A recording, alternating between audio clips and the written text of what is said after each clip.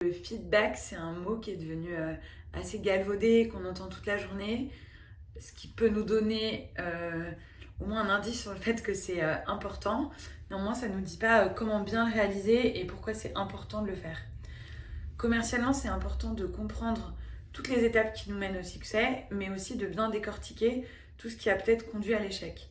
Donc le feedback, ça va être l'analyse de ce qui s'est passé, à la fois en positif et peut-être en négatif, pour comprendre ce qui a bien marché ou ce qui n'a pas marché.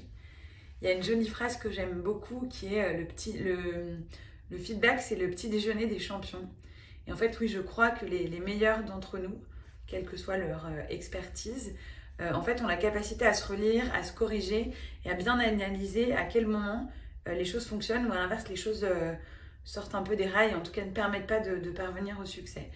Donc l'importance, c'est de comprendre toutes les étapes par lesquelles on est passé et donc de revenir dessus.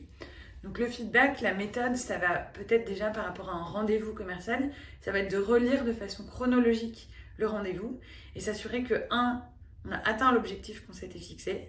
Évidemment, ça sous-entend qu'il faut se fixer un objectif avant d'aller en rendez-vous, qu'on ne va pas juste comme ça en rendez-vous. Donc premièrement, ai-je atteint l'objectif que je me suis fixé? Deuxièmement, quel a été le déroulé de ce rendez-vous?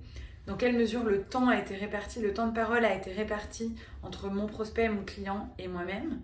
Qu'est-ce que j'ai appris sur lui? Qu'est-ce qu'il a compris de moi? Et enfin, quelles sont les prochaines étapes que nous nous sommes fixées? Et donc, si on respecte bien ces trois temps-là, comprendre qui il est, réciprocité dans la compréhension, que lui comprenne ce que j'ai à lui offrir, et enfin, qu'est-ce qu'on peut faire ensemble? Là, on a une analyse chronologique de notre rendez-vous et on peut faire un bon feedback pour savoir ce qui a bien marché ou peut-être ce qui a un peu loupé. Une fois qu'on a fait cette relecture chronologique, du coup, il faut en tirer les enseignements, à la fois pour ce client précisément, qu'est-ce qui, dans cet échange avec cette personne, aurait pu être amélioré, et qu'est-ce que je peux améliorer de façon générale dans mes discussions et dans la trajectoire que j'ai avec mes différents prospects ou clients.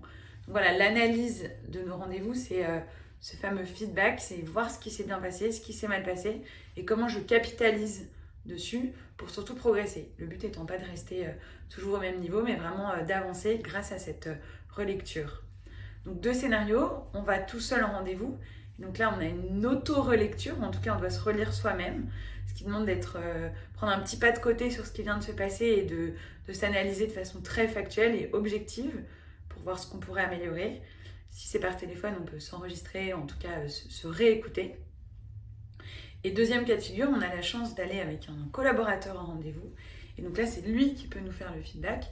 Donc toujours avec toutes les précautions nécessaires qui sont est-ce que c'est le bon moment pour toi? Quels objectifs on s'était fixés? Pour que ça reste aussi très factuel, toujours bienveillant.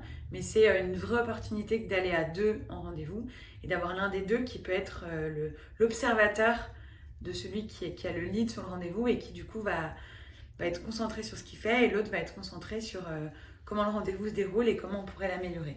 Voilà pour les petits feedbacks.